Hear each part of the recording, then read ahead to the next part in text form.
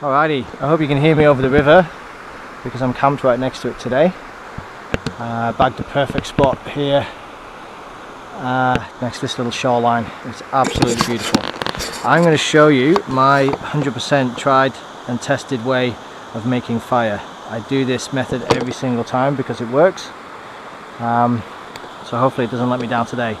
You can see that I've cleared away all of this dead and really dry material from the surface, and I've gone back to the bare earth, and that's because I literally don't want to start a bushfire because it's very dry and I don't want any of this to catch light. I've made the space bigger than what my fire is going to be, again just to be on the safe side and make sure that I don't catch fire to anything. What I'm going to do as well is set up a few of these bigger pieces and put them down like this and create a base.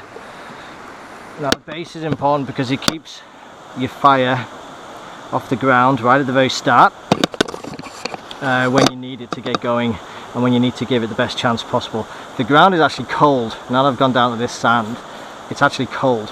If I put the fire straight on that, the cold would sap the heat from the fire.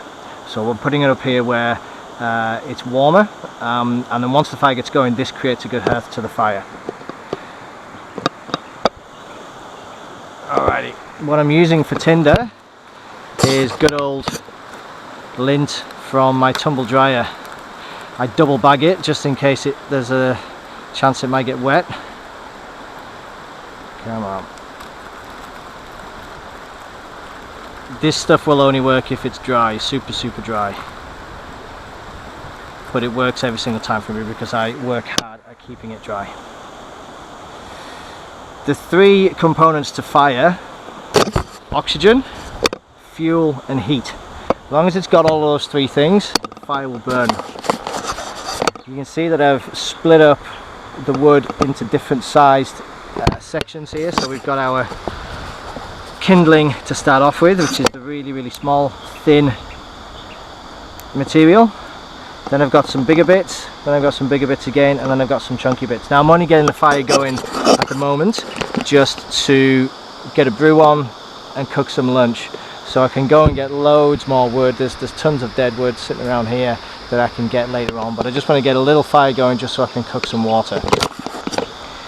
Don't rush into making a fire. Once you've got a fire going, you need to have everything prepared so you can slowly start building to it. I've seen so many people rush around once they've got that fire going and realise they haven't got enough fuel, they haven't got the right size of fuel, and then it's this mad rush to try and keep the fire going. If you plan and prepare first up, then you're going to have a successful fire.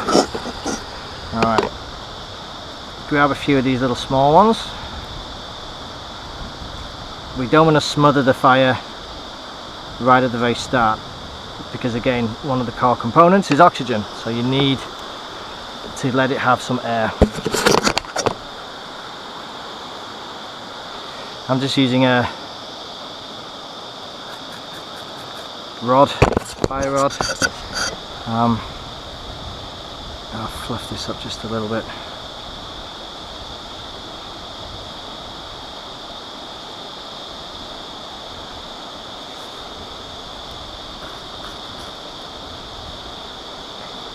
Once that's going, slowly.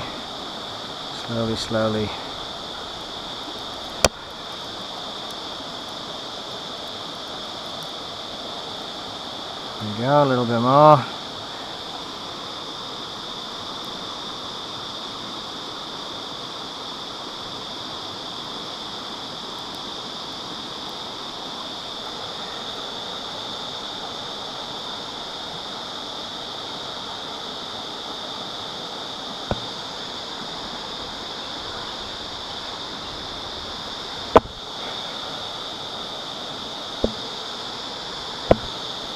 And slowly start feeding to it.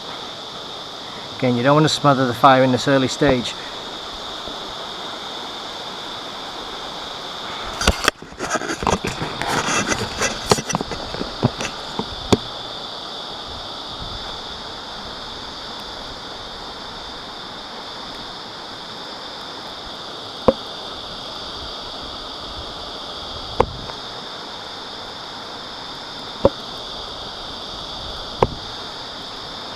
Once that's going, and it's going well, you can think about putting some bigger bits on. Okay, not too big, but just the next size up.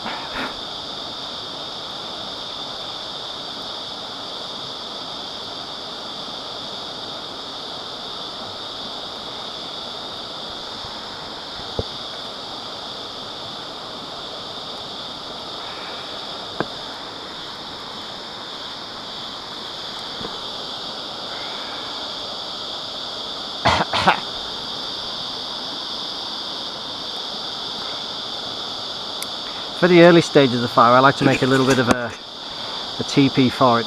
Again, the heat's going up and the flame is going up, so if you put fuel near the top here, it catches a lot easier, and you can get the fire going a lot more efficiently.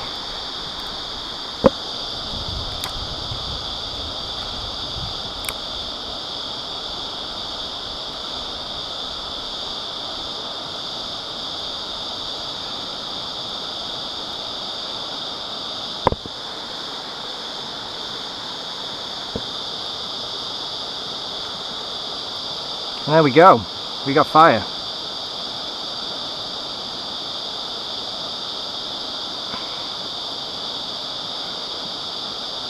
It's not rocket science, it's just all about preparation and taking your time and getting that good base right. Once you got that base right, the rest of it's pretty easy.